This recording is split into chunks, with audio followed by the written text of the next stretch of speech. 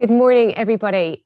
An absolutely huge welcome to all of you here today, and especially to our amazing speakers who are joining us. So we have Laura Staunton from Bullcraft Marketing, who's up just after myself, and then Kate Barry from Google will follow Laura, and then we have Adam Finnan from Shopify, and to Reem and Mark from Tik Tok. And I'd also like to extend a very warm welcome to the students and lecturers from the Digital and Media Master's Programme in GMIT, and everyone that's here from the finance, F&B, retail, manufacturing, engineering, pharma, state agencies, and energy sectors. I am absolutely delighted to have you all with us today. And it is my intention that you will leave here armed with the essential insights into where your focus needs to be in 2022 in order to increase your return on investment this year and to help with your future planning for digital within each of your organizations. So just a couple of housekeeping tips just to start with. We will have Q&A sessions. We are really tight on time, so I would encourage you, get your questions in early. We've got 2 minutes after each speaker, and we're going to try our best to get to as many of your questions as we can. So many of you know me already who are on the call, and for those of you who don't, I'm the CEO and founder of Bullcraft Marketing, and my vision is to be the best digital marketing agency globally. And to that end, my team and I are heavily focused on continuous education. We are constantly monitoring the latest trends in our sector, implementing the latest technologies to deliver on greater efficiencies, and building a culture and work environment that nurtures creativity and innovation in our space. Today, we will launch our first technology platform, Social Jam, and Laura is going to talk to you about that a little bit later. And we're also working on developing a second platform, which will support growth for digital marketeers across the globe and will launch in 2023. These technologies are being developed to resolve the challenges that we face working in the industry every day. So without further ado, we have a packed event this morning, so I'm going to dive straight in. So the first thing I want to do is just take a little look at the digital market as it stands today. So as of January 2022, almost 64% of the global population are active internet users. There are 1.18 billion websites around the world, and according to Sitify, only 17% of these websites are active and 83% are inactive. And really, of that 17%, there's probably far less, as most websites are not updated regularly. As of March 2021, it was estimated that Asia has the leading number of internet users with more than 2.7 billion. Europe was the second, lagging way behind with 736 million internet users, which also is very surprising. And America has 313 million users, and Australia has 22.82 million users. So what are these people doing online? Sorry, my batteries just, or my notifications just got off, so it's totally distracted me. So what are these people doing online? So the two most popular things they are doing is emailing and texting or instant messaging. And this is followed by watching videos and then engaging in social media, followed closely by shopping, making reservations, online banking, paying bills, etc. Worldwide, it is estimated e-commerce sales will reach $5 trillion this year, an increase from 4.9 trillion in 2021. And overall, e-commerce is expected to grow by 50% over the next 4 years. So this all sounds really attractive. A market with trillions to be made. What are the barriers and how are they being lifted in 2022? The biggest challenges that we see, particularly for bigger organizations, is the pace of change in technology and how difficult this can be to implement across larger organizations. Change management is a challenge that organizations have been dealing with for years. This is not something new, but the rate of change and the shortage of people with the necessary skills, coupled with the great resignation of 2021, has left many organizations struggling to really leverage and excel online. And for many, in 2021, their main focus has been getting access to or manufacturing enough stock to meet market demand, which fluctuated so much with lockdowns and reopenings across the world. But in 2022, we will see employees heavily invest and focus on well-being in the workplace, because of which will increase employee engagement and therefore productivity across organizations. The well-being programs have greater benefits in the online environment. Employees are now being empowered by organizations, And they're happy to talk about that and comfortable to talk about the positive things in their work environments. This all adds significant weight to an organization's brand value in the digital environment. And there is a misconception that this only applies to what traditionally we have referred to as B2C. There is really no B2C online or B2B. We need to think of digital in the context of B2H, which is business to human. And herein again brings us on to the next key challenges, which is how can a large corporate be so social? What impact does social mean for their brand? What sort of guidelines do they need around that for their employees? Social in the traditional sense was parties, staff parties and conferences, that what happens at the staff party or the conference stays at the staff party or conference. That's not the way now.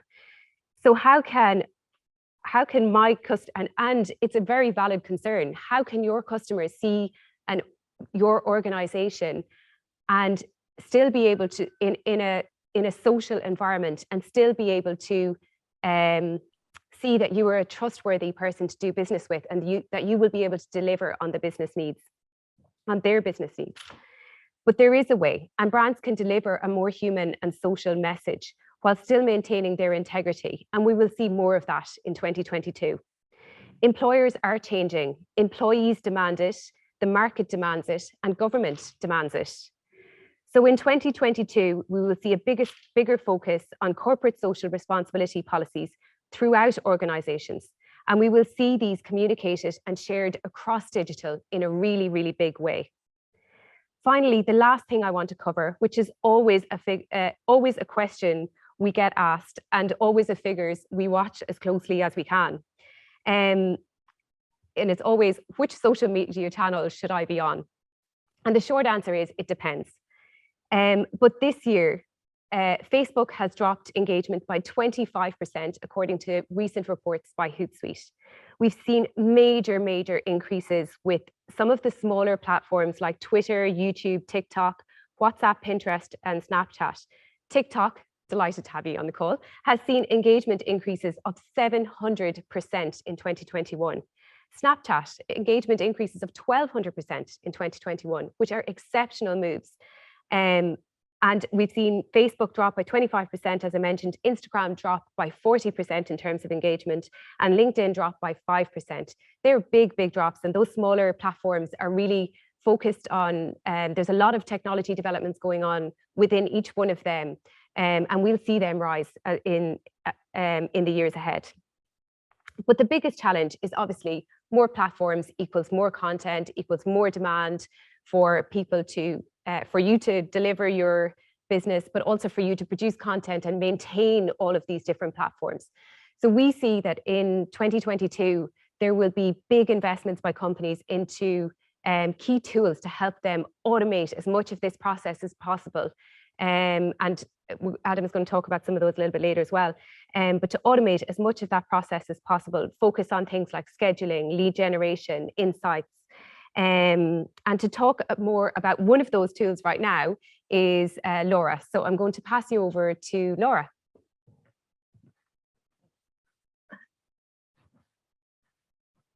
Hi, everybody, and thank you so much for coming. We were delighted to see so many people come in for the event today and are absolutely delighted to be here. So as Helen mentioned, my name is Laura, for anybody who doesn't know me, and I'm here to introduce our new and exciting launch that is Social Jam. And I think that before talking about Social Jam, really the best way to lead into everything is to talk about the power of UGC and why brands should really be leveraging it as much as they can as part of their marketing efforts. So really, there could be a world of people out there talking about your brand, talking about your products, leaving product reviews. Are they doing product demos, tutorials? Are they doing get ready with me's? There is a pool of content out there of your customers, your engaged customers, and they are talking about your brand. So and this is something then that should be brought back into your marketing efforts. And there's a few reasons then for that. So number one is that it increases engagement. And the reason it increases engagement is that it's authentic. UGC is your digital form of word of mouth. It's authentic and it increases trust. Trust is a small word. And in 2020, the annual trust barometer found that 70% of customers said that it was more important now than ever for brands to be able to build trust within their communities. And this brings it back to why it's so important for brands to be able to leverage, because you are letting your customers then speak for you. What difference does it make to us as marketing managers? It saves time, it saves money, it saves production costs, because you're dealing with and you're gathering really engaging content and letting your customers speak for you. It's content by your customers for your customers. So really that kind of brings me then as far as Social Jam. So Social Jam, we are delighted to announce as Ireland's first and only UGC platform. Social Jam will allow you to discover really engaging content by using an AI that will collect mentions and hashtags about your brand, bring them into one dashboard, and you can then pick and choose what it is you want to do and what campaigns you want to use them in, which is a marketing manager's dream, because there's nothing worse than going in and out of different Instagram and different platforms and different posts and contacting people to see if you can use their UGC within your campaigns. Social Jam brings it right up onto the dashboard and lets you pick and choose from there. What's more is it lets you engage with the content creators for every single post, giving you full rights to use that in all of your marketing efforts. This includes digital and this includes offline as well. So whether it be your print or your digital screens, whatever the case may be. After that, then once everything is approved, into your asset bank it goes, and you can then publish it to all of your marketing channels. And what's more, which is something that I absolutely love, is that it has an embed feature that allows you to bring it through to your websites and to your e-commerce pages. So we all know that your engagement rate on social is really, really important, but what about your conversion rate online? Your customer journey should take into account what people see from when they first see your ad all the way through to when they actually convert on your website.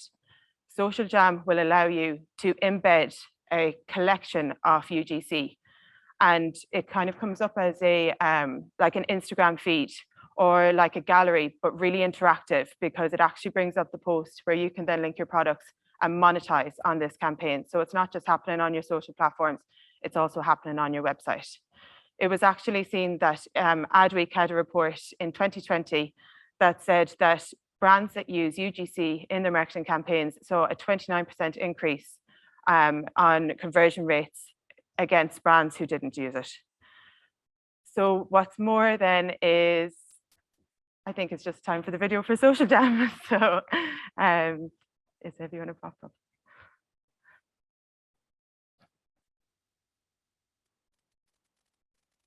Is that it?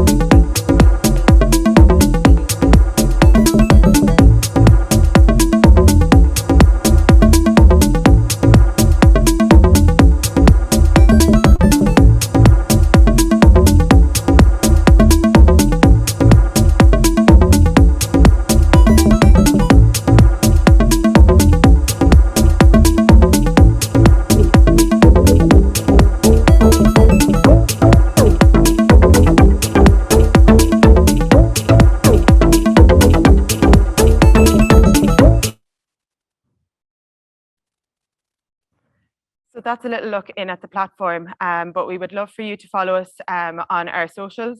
We are on Facebook, Instagram, LinkedIn, Twitter, everything we can. So if you would like to follow us on socials, and we are also taking demo calls as well, so you can book a demo then on the website. So thank you so much, and back to Helen. That's brilliant. That's great. So next up, I would like to introduce Kate Barry. So Kate works for Google, and she has worked with 400 plus UK and Irish SMBs to help grow their businesses by providing strategic consultancy on Google Ads. Prior to Google, Kate ran both traditional and digital marketing for an Irish company in the sustainability sector, where she also worked on a documentary project available on Netflix. So take it away, Kate. Brilliant. Thanks so much, Helen. And thanks very much for having me here today and for a fantastic event so far. It's great to see the social jam come up because it's actually in line with what I'm going to speak about today in terms of customer change and how we've seen that shift over the last year and a half, basically, with the pandemic, but also cross-channel platforms and the importance of that when we look at consumer behavior online. So I'm just going to share my screen now and pull up my slides. If anybody, oh yeah, I can see them in the background. So you should all be able to see. If anybody can't, please feel free to interrupt me. But just in terms of today, what I really want to talk to you about is I want to touch on three key pillars for 2022 marketing trends at Google. And this is the dynamic consumer, shoppable content, and also this new privacy-centric world that we all find ourselves living in. So let's get into it and jump in with the dynamic consumer and what this means for your business.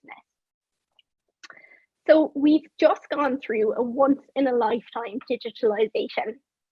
We've seen an influx of people online today who've never been online before the pandemic. And a personal example of this here is my granny. Like 3 years ago, she would never have gone online to research, let alone order her groceries. But over the pandemic and given the circumstances, she opened up her iPad and ordered from her local SuperValu and got next day delivery. And I heard for about 3 months afterwards how fantastic the experience was. And as I think of the people in the room today, I also wonder if you on the call have had family members that experienced the same thing throughout the pandemic. And our data shows that this wasn't just an individual experience, it was everywhere. Throughout the pandemic, we saw that 15% of queries at Google were new every day. And this is still an ongoing trend and includes new ways of searching, with the introduction of voice search and that in itself bringing different dialects and misspellings. And because of all of this and the way users search online and how we're seeing this constantly evolve and become more and more complex. And when we think about that, and as many of you working in marketing, you're probably all too familiar with customers being impatient. Well, believe me when I tell you today that their expectations have heightened and they now have a need for live information. So we saw searches from delivery to near me to new do's and don'ts, and we saw it all come through Google search throughout the pandemic. But what was really fascinating to see is that this also drove businesses to innovate, with interest for something like virtual try-ons, which soared in April 2020. And this started to get businesses thinking about how they can interact with their customers online and pivot to suit changing consumer behaviors. And then as a result of all of this, we also saw that the consumer journeys began to become more fluid. And often they include multiple touch points. So consumers, they're not just on the desktop, they're everywhere. With new ways to discover, research, and purchase, consumers are engaging across an ever-growing number of channels. And we heard earlier from Helen there that the US has over, I think he said 13 million users online. Well, when we think about Google, we have 9 platforms and each platform has over 1 billion users. So you can't even begin to imagine all of the different consumer journeys that could take place within that. And for businesses and marketers, we also have a new product coming within the next few months, the next 3 months, which will hopefully solve that issue. It's called Performance Max. If you want to look that up online or follow up for any information, I'm happy to share. So with all of these changes that we saw in consumer behavior and how people were searching online, we also saw that, like, whether you're in lead generation or e-commerce, we saw the world of shopping and how people purchase and interact with brands and services has also and unsurprisingly changed alongside consumer behavior. So global e-commerce sales grew by nearly 30% last year. And when we look at e-com today, 70% of consumers buy online now than pre-COVID figures. And those include all ages, from 18 to 70 plus, thinking back to the story of my granny. So it's really unsurprising that new ways have emerged to make online content more shoppable, to suit this new dynamic consumer as they jump between different platforms.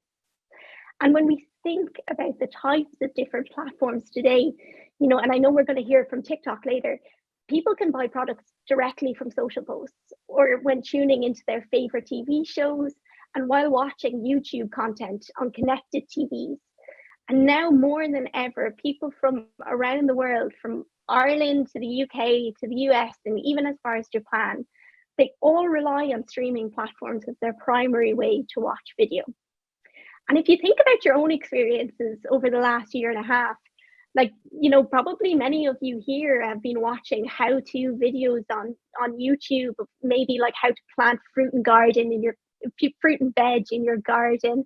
And then you might have saw, gardening for beginners books from Eason's alongside, or tools and accessories from somewhere like Rathwood, all being advertised right there within the same picture frame. And well, again, this wasn't just an individual experience. Video played a major role for businesses over the past 2 years. And in Ireland, what we see is YouTube really is the platform of choice. And according to a TalkShop study that was conducted, YouTube is the world's second most visited website, while it's also the second largest search engine, if anyone here didn't already know that. The first obviously being google.com. And this same survey also showed that 59% of Irish YouTube users say that YouTube makes them more aware of new brands, while 46% of users have purchased an item after watching YouTube on a mobile phone. And I'm sure a lot of you are saying to yourselves, oh God, does this mean that I need to run a YouTube TV ad for like 20 grand? No, it doesn't. Historically, you did need huge content and huge budgets, but not anymore. Today, what it does mean is that you need to be using our new products, which cover this cross-channel functionality to match with changing consumer journeys. And these are the likes of Discovery, Smart Shopping, and also Performance Max, which I spoke about earlier.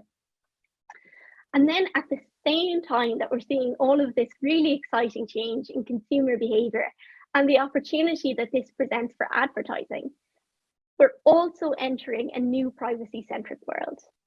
And what we're seeing here is that consumers and how they think about data collection is also changing. So people are taking more steps than ever before to protect their privacy online.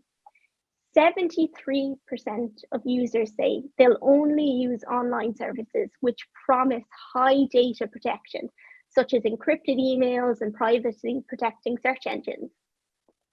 But at the same time, we also know that data is needed to provide consumers with useful information and relevant ads. And with this, the advertising industry is also shifting to meet higher consumer standards. And what we're seeing here is that users are demanding more control and transparency over data collected and how it's used for personalized advertising. We're also seeing technology companies shift away from cookie collection online. I'm sure many of you were faced with the recent Apple iOS 14 and the 14.5 update that kind of shaped the boat for us all.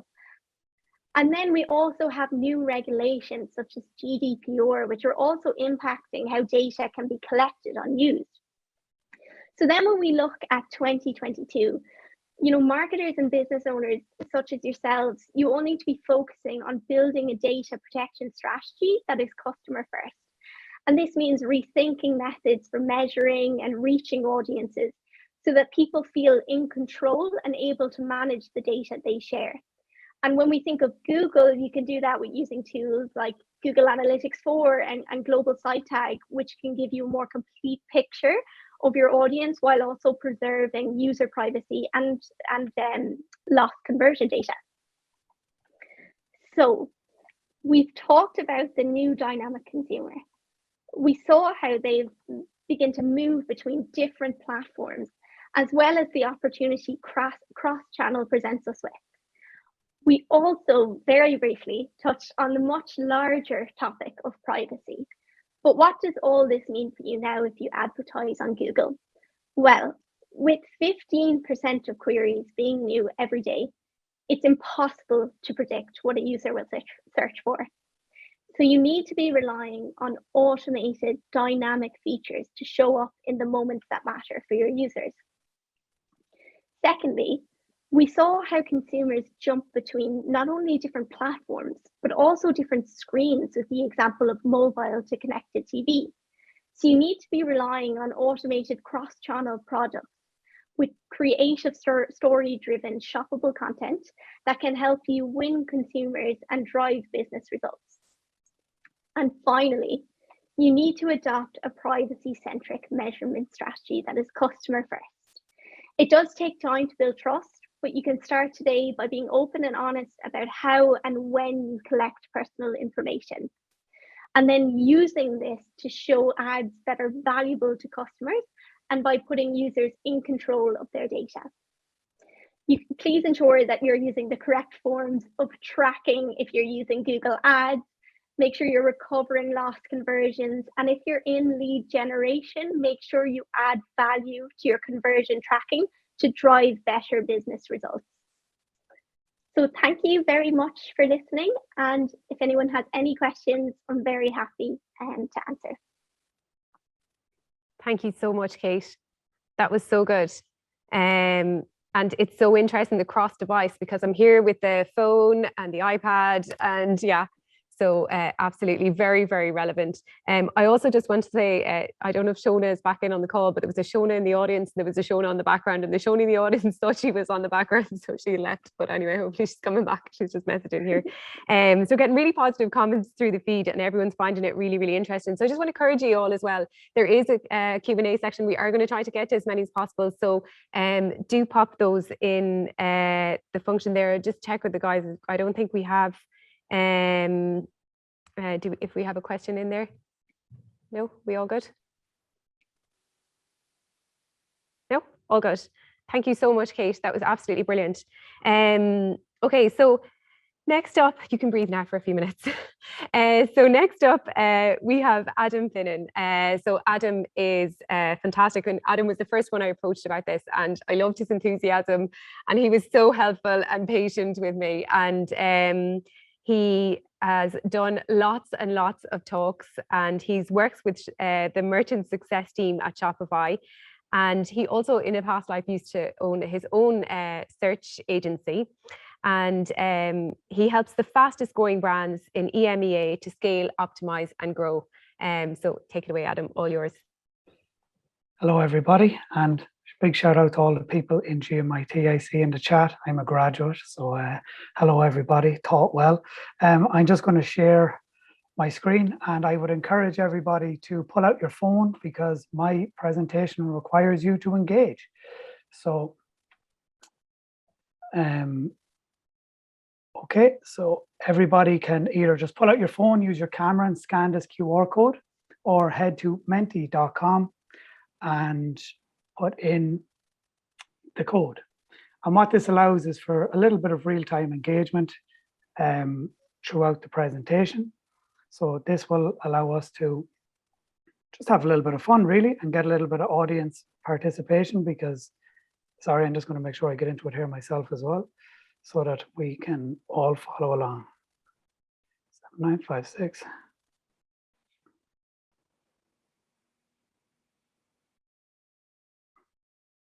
Sweet. There we go. Okay, so hello, I'm Adam. I work at Shopify. And Shopify is an e-commerce software platform that enables you to sell products online.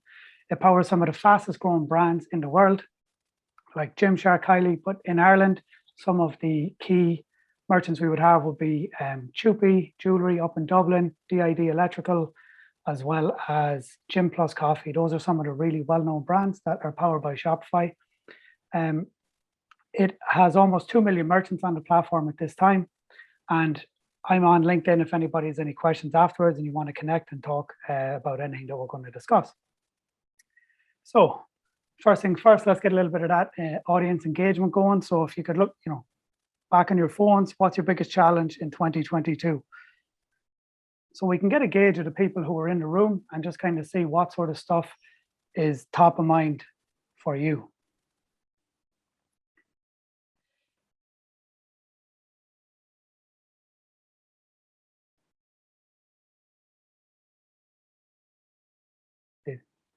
This paints a nice picture of the challenges that all of the attendees on this call are facing. It's diverse, it's tracking, it's budget, it's engagement, content marketing, user-generated content. So, these are all of the things that are top of mind for the audience that we have here today. So look, hopefully we're going to cover some of this. I'm talking about the future of e-commerce in 2022. And this is a report that Shopify publishes every year. It is very in-depth. And if you just Google future commerce Shopify, you'll see the full report. I'm not going to go in-depth into every pillar because it is too much and too broad. And we have a whole YouTube and creative marketing team who are making videos to dive into it. But there's 3 pillars: e-commerce, retail, and shipping and logistics. I'm going to focus mostly on e-commerce and just briefly touch on retail and logistics and some of the trends that we have seen from all of the data on Shopify. So when it comes to the future of e-commerce, the 3 key areas that we have noticed for 2022 are the rising cost of ads on platforms like Facebook and Instagram, the death of third-party cookies, as touched on earlier by Kate, and we also have really noticed the social commerce. So as Helen alluded to earlier on, it's showing up where your customers are spending their time. Be this on YouTube or TikTok or Instagram, like it's actually making those platforms shoppable for your products and services. So just a quick gauge again. So did your social media ad costs rise in 2021? Do you feel like running ads for your business cost more money last year than it did previously? Just leave this up for a wee second to see like a gauge of the room. Okay, so thankfully, not everybody, which is a good thing, but some people have noticed that the cost of ads has risen. And this is why exploring new marketing channels like TikTok, like using YouTube, like these sorts of platforms that merchants in Ireland haven't really embraced that much, I guess, because they're new as well. But Facebook and Instagram has been largely where a lot of e-commerce brands have focused, and with Google search ads.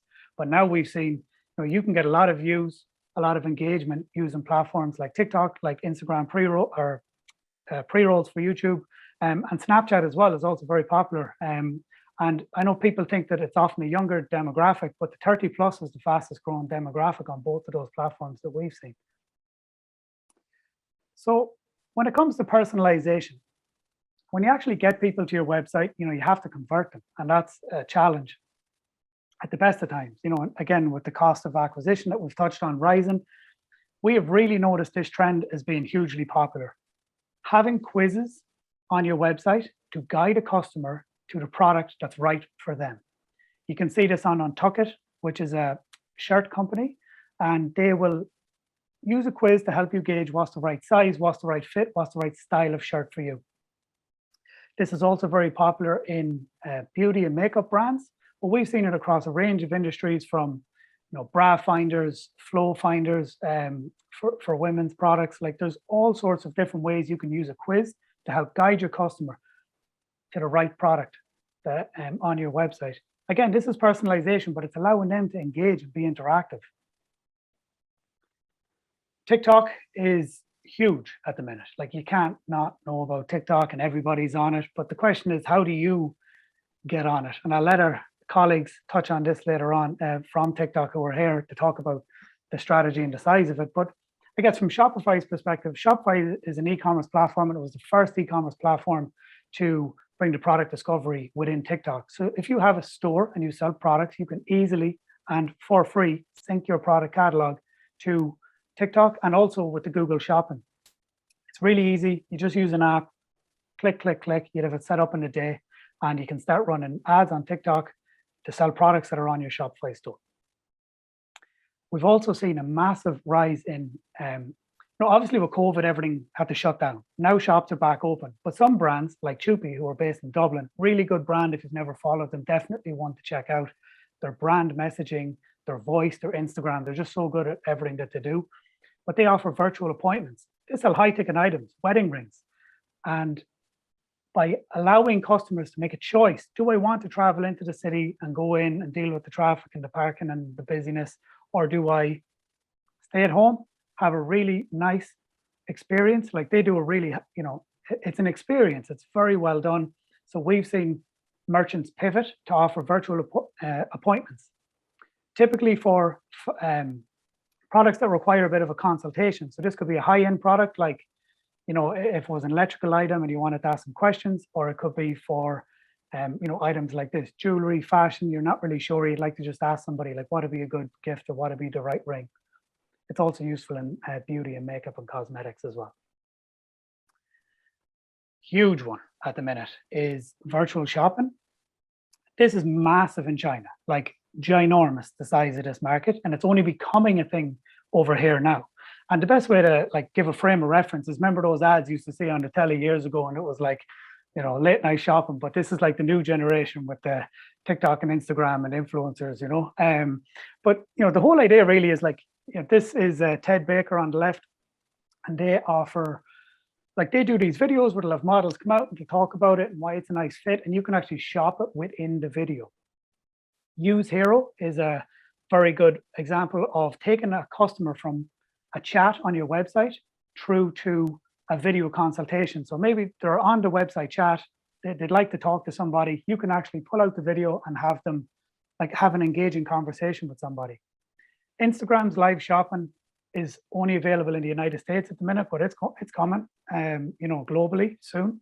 And in last year, it was about 11 billion using live shopping on Instagram. So we've seen loads of merchants embrace this. They're looking at this.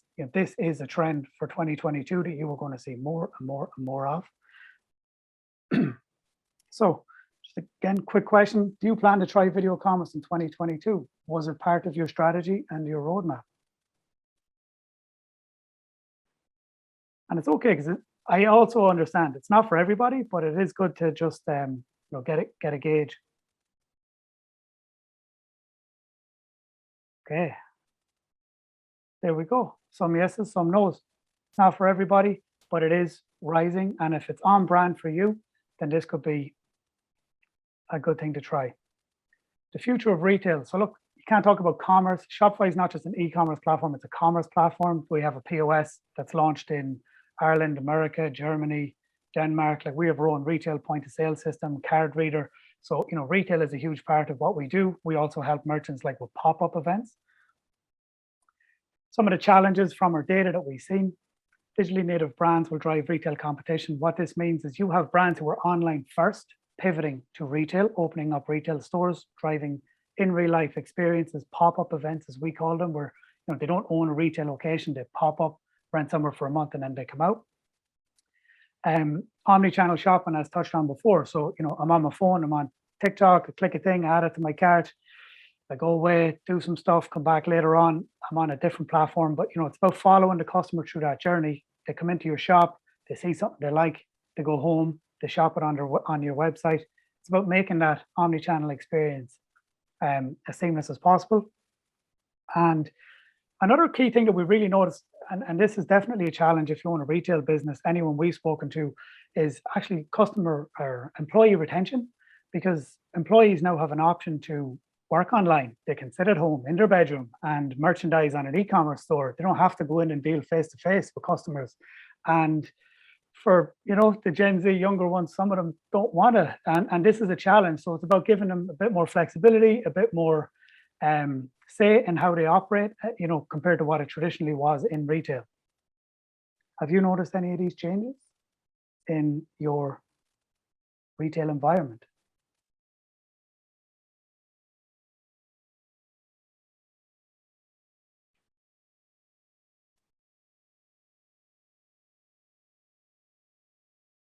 It's like watching a horse race.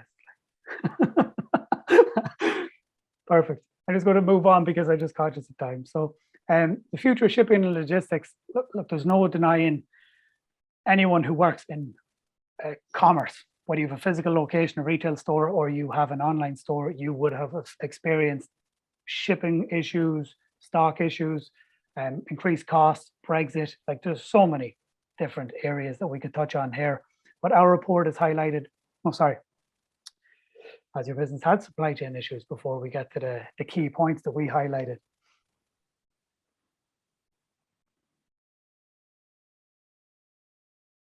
So it seems synonymous. Lots of people have had the supply chain issues. You know, everything from food and beverage, from restaurants to hotels, e-commerce stores, everybody's affected, you know. So, you know, we have noticed these are the key findings from our reports. You know, these vulnerabilities have forced merchants to modify their fulfillment strategies, increased automation, better stock visibility, better planning and forecasting. We've also seen a huge trend towards social and environmental impact. You know, in some regards, your hand will be forced with this, like Ireland's 2050 carbon zero government ambitious plans is going to force the hands of business owners in Ireland. And well, look, it's not a bad thing. It's you know, it's about reducing your impact on the environment. We've seen lots of merchants pivot to try and do this, some carbon offsetting. A good example is merchants who use ShopPay, Shopify Payments own a payment gateway. We offset the carbon for them, but there's lots of different ways. You know, there's apps in the Shopify App Store that can help you, plant a tree, calculate your carbon emissions and offset. There's lots of different ways you can approach this as a merchant, you know, as well as packaging and logistics and things like that. And we have seen a big rise in customers choosing to shop with brands that are transparent about their delivery times and about their impact on the environment. You will notice this narrative, especially moving forward, that, you know, brands are being seen to be more green conscious and environmentally conscious, because they will have to pivot, because it's what customers want. Thank you very much. That is all from me.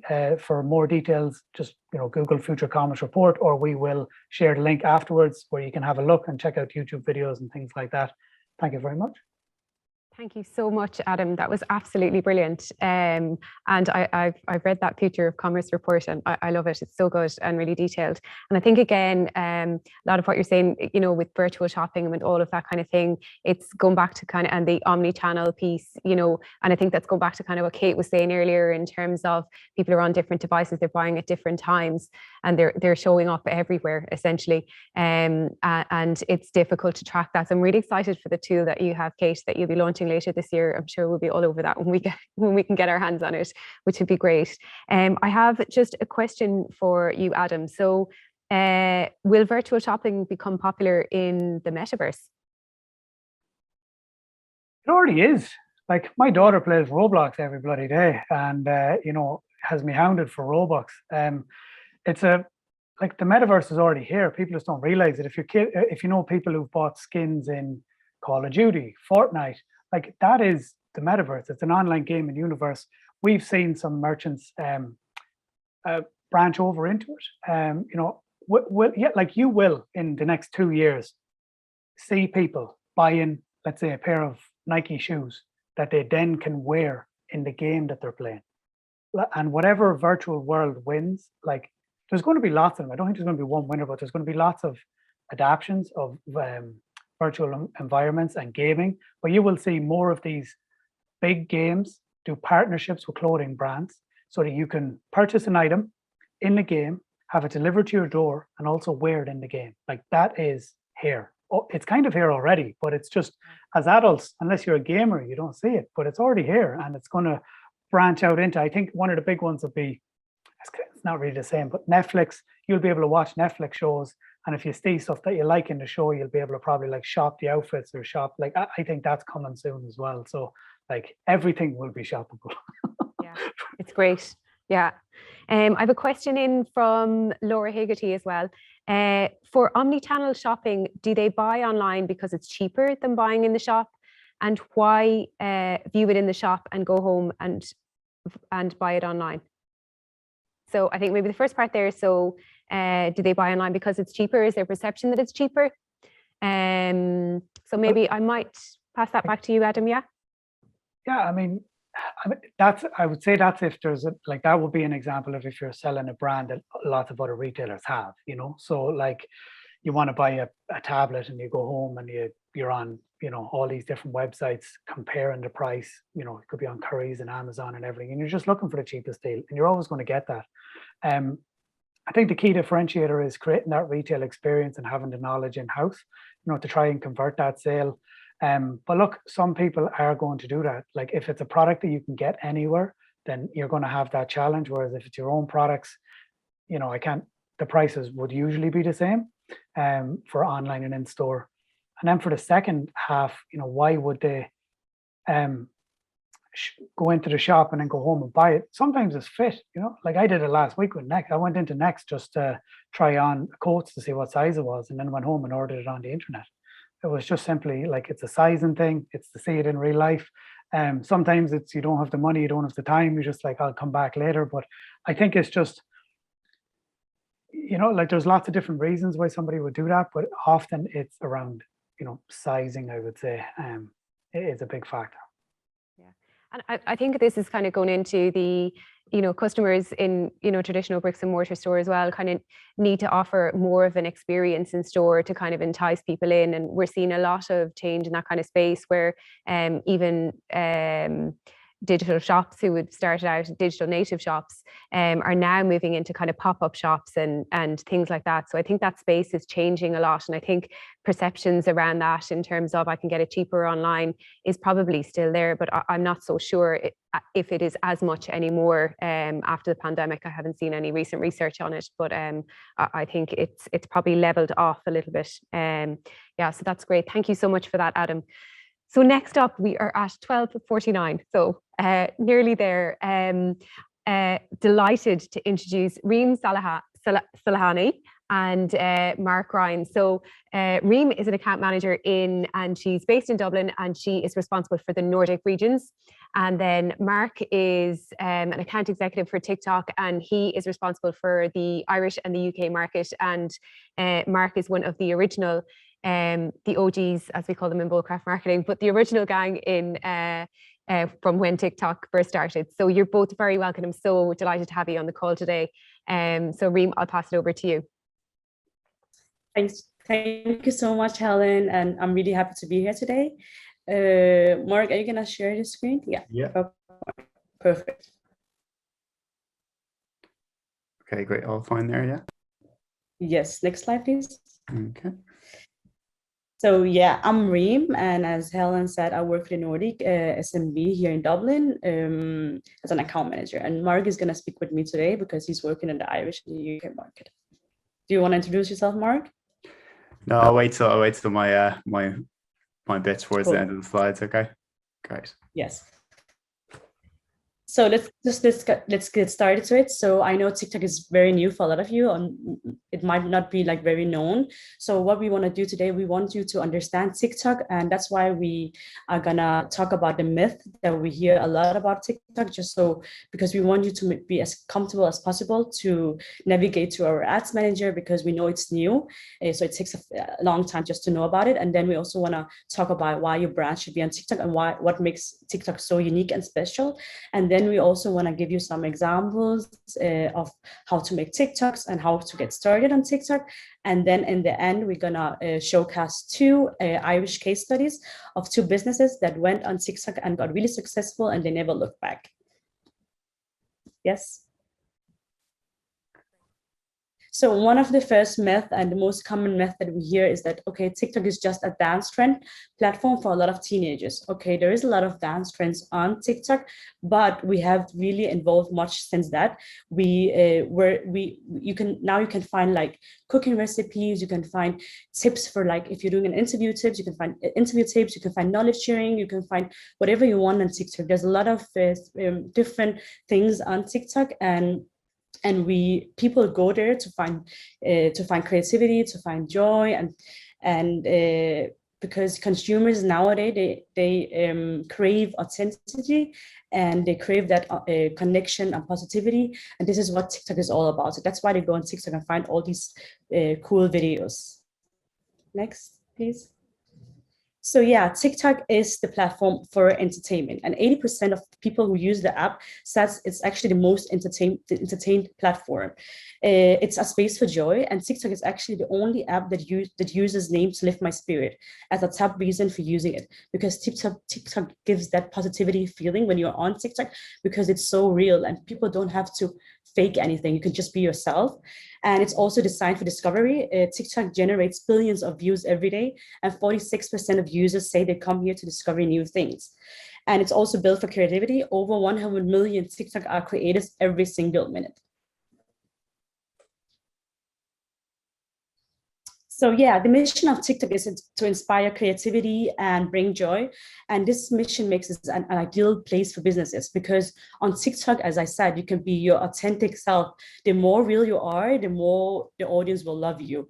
You can also find a community of people who are curious and passionate about what you have to offer. And when you find them, you can build a real deep connection. And usually the users on TikTok, they're not passive watchers. They like to engage with brands and like to comment and share their videos, which you can have a benefit for, because then you can build like a really, really good connection with your customers. And then our TikTok user interface is made for discovery, as I mentioned before. Our algorithm, it's so strong. So the algorithm knows what you like to watch and what you don't like to watch. So you only see videos that you are interested in. And 48% of users say that they go to TikTok to discover new things on the platform that they didn't know about before. Next. So recently we hit our milestone. We hit 1 billion monthly active users. We are currently based in 150 countries and supporting 75 languages. Unfortunately, I cannot share with you some stats about Ireland, but I can tell you that the Irish audiences is the most engaged audience in the whole Europe compared to the time spent on the app. And yeah, as well, like it only took TikTok to achieve 1 billion users in only 5 years, whereas some of the competitors, such as Facebook, it took them 8.5 years to achieve 1 billion monthly active users. So we are proud to say that, but we are the fastest platform. Next. So yeah, another myth that we hear a lot about when we deal with clients is that, okay, my business is already reaching a digital audience, so I don't need to get on TikTok. So why do I need to get on TikTok? Next. But the truth is that our users can actually not be found on any other platforms. As you can see, for example, these percentage shows that the users on TikTok are not on other platforms. For example, if you look at Instagram, 52% of the users on TikTok are not on Instagram. So this just shows that you're gonna reach a whole new audiences that you cannot find any other place. So this gives you a really incredible opportunity. Next. Great. Yes. So guys, thanks a million, Reem. So as Reem mentioned, I'm an SMB account executive here at TikTok. My role is primarily onboarding, activation, and cultivating initial account growth until the account is ready to implement a long-term strategy where they would then be pathed to Reem in account management. So since Reem has outlined what TikTok is, I'm going to dive a bit deeper into why your brand should be on TikTok and how you would interact with our users. Then we're going to wrap up by looking at some best-in-class case studies in the Irish market. So I hope you all had a lovely holiday season. Our users were busy on the platform showing off their favorite gift ideas and proving why TikTok is the #1 choice for product discovery and gift inspiration, with 24% of users saying they discovered a brand they didn't know of before. And as you can see, the influence of TikTok didn't stop there, with 79% and 66% of users saying they were influenced by TikTok in some way over the holiday period. But thankfully, this influence isn't just seasonal. For the rest of the year, TikTok users' purchasing decisions are influenced by the app consistently. So much so, our hashtag TikTok made me buy it currently has over 8.5 billion views as of today, showcasing the power that brands can have when they interact with their audiences in a clear, authentic way. And as you can see there, 73% of users give product recommendations to friends and family, and 57% of users have said 57% have inspired users to shop even when they weren't even looking to do so. So now you know the influence that brands can have in the purchasing decisions of our users. The key question is, how do you get started and what solutions do we have in place to help you? As Adam showcased in his presentation, engagement is definitely top of mind, and we are a very engaging platform. So TikTok offer a variety of integrated solutions to advertisers, and we hope these solutions encourage and allow you to play just like our users do. The first thing you have to remember when it comes to being successful on TikTok is think, don't make ads, make TikToks. According to Kantar, people on TikTok are 31% more likely to engage with brands than any other social platform. And this stat can be attributed to the way in which brands authentically interact with their users. So this slide shows a very small collection of the type of products we do have on offer. So Top View is a premium product. It's highly immersive. Premium placement it appears first when users open the app and can occupy the whole screen for up to 60 seconds and highly visually impactful. Then we have in-feed. So in-feed video is highly targeted, scalable, and cost efficient. It's exactly what it sounds like, 5 to 60 seconds, full screen, sound on, vertical video ads that appear natively in users' personalized For You feeds alongside user-generated content. This is how our advertisers primarily engage with our users and is uniquely embedded within our users' For You page, giving an authentic native feel to the ads. So then we've got our branded hashtag challenge, again, another premium product. One of our most unique, most engaging ad formats invites the users to engage with the brand and generate their own video content under the branded theme and unique hashtag, generates mass exposure, attention, and engagement, and allows brands to showcase a bit of their own personality. And then we've branded effects, again, another premium product, or bespoke 2D, 3D, and augmented reality effects that appear within TikTok's creative suite. The branded effects can be used by creators in app and generate a huge deal of brand engagement and user-generated content. So some of the other offerings that we have that didn't make it to this slide that are quite new that I definitely recommend you check out would be TikTok Shop, where advertisers can utilize and upload their catalog of products to their organic profile. So they can, again, as Adam mentioned earlier, can buy straight in app. Spark Ads, another unique, authentic way to connect your brand's organic profile page to your ads and increase organic engagement. We then also have collection ads and lead gen ads to suit your brand's needs. So please do check it out on the TikTok for Business site. Now, again, not sure where to start or not aware of the trends that are happening on the app itself, go check out the Creative Radar and the Creative Center, where you can view what content users like to see on TikTok and what trends are popular, such as trend discovery, monitor their most popular hashtags by vertical and region, and discover new trends across the platform. So again, great resource for you guys, anyone who's not too familiar with TikTok. Now, so before we look at some case studies, I would like to have stressed that we're not just a platform for big brands. We've quickly become a key destination for small to medium businesses, as I've worked with many brilliant success stories in my time in TikTok. Hashtag support small businesses went viral in 2021, amassing over 4.1 billion video views. So last but not least, we're going to look at some Irish case studies. So Luna by Lisa, one of the nation's leading beauty brands in Ireland for hair, beauty, and cosmetics, developed by Irish influencer Lisa Jordan. So again, they wanted to grow their customer base and expand to a new audience. Luna by Lisa came to TikTok to run exciting mix of campaigns through our brand new integration with Shopify in Ireland. Again, sorry, I'm referencing you multiple times in this presentation. But so throughout their campaigns, the brand applied lowest cost bidding, which ensures the lowest CPC and CPA for ads while also keeping the performance stable. And in terms of creative, Luna by Lisa worked with users and popular creators, making their ads feel native, authentic, totally at home on the platform. And also utilizing our partnership with Shopify, where Luna by Lisa was able to run their entire campaign without ever having to leave the Shopify platform. And then next, we're going to look at Virgo Boutique. One of Ireland's biggest independent clothing retailers choosing to join TikTok and reach a new audience of fashion lovers across the country.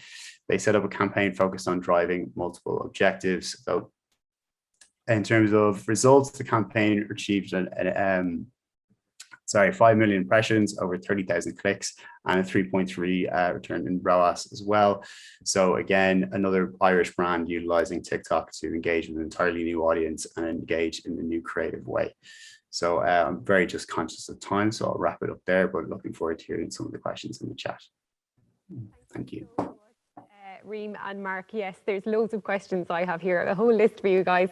That was brilliant. Thank you so much for sharing all of that, and congratulations on your phenomenal success. I mean, it must be so exciting for you guys working there and to be part of that story, and You know, I think that was one of the things when I spoke to you, Reem, first, and when we talked about this event, we were just like, okay, how can we add value? How, you know, and the first time I spoke to you, and when I asked you to come on, you were just like, yes, we're happy to go to be a part of this as long as we can add value. And I love that. And that's obviously a cultural thing that's within your organization as well.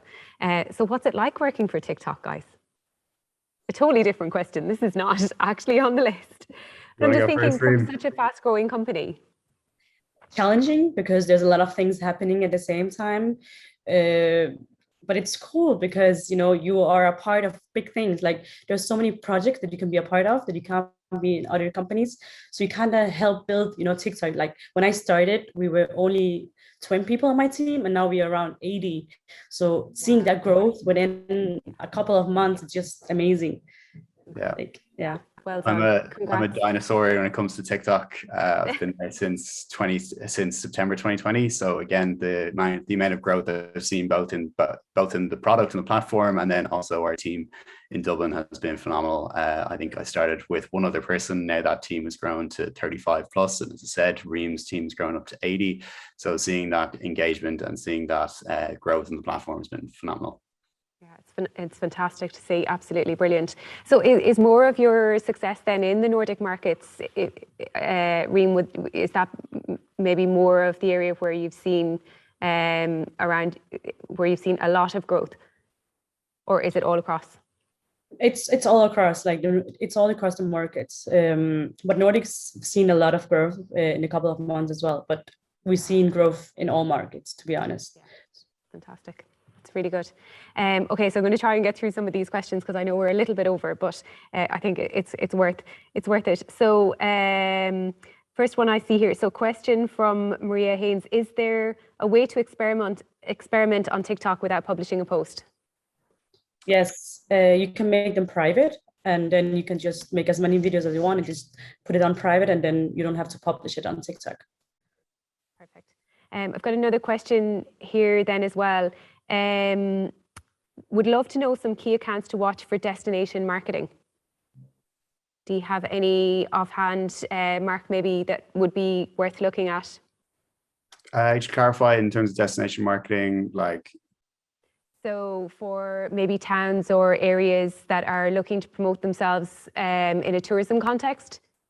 Yeah, we have a big tourism kind of trend on TikTok at the moment. So my first advice to clients, especially in the UK and Ireland, would be to search the organic side of the organic side of the platform. So search the hashtags, see what other places, towns, cities are doing to promote themselves, whether it's businesses within those towns or cities, or whether it's the city themselves. Look at the hashtags, see what other cities are doing. And again, the top most viewed, engaged videos will always be at the top of those hashtags. So again, take inspiration from those. Fantastic, thank you. And I've got another one here. So Neve is asking if speakers have any tips or thoughts on using TikTok for tourism attractions and other tourism businesses, example, accommodation providers. Again, yeah, just look at, whether it's somewhere like Airbnb or a boutique hotel, look at, I've even seen realtors and estate agents now on TikTok showcasing their homes and getting engagement and getting leads and getting interest through TikTok as well. So again, showcasing where you are, and again, it's all through the phone. It does not need to be professional quality video. It's all through the phone. So, showcase what you've got, and in a very, very unique and engaging way, and the engagement will come from the user base. That's great. I've got a couple of more questions here, but I just don't think we're going to have time to get to them today. But we will follow up with those people directly. But thank you so much to everybody for coming on the call today. I'm absolutely delighted, and I really, really hope that the businesses here have really got good insight into what's happening in the industry there, key takeaways for each one of you to bring back and implement in your organizations. We'll be sending out a recording of the event, and you can follow all of us, Kate, Reem, Adam, Bowcraft Marketing, the team there. A very special thanks to Laura, who's here in the background. And there's a huge team here at the back as well, who are all busy pulling everything together. So just want to say thank you so much to everybody. And I think that's it. Yeah. Thank you very much, guys.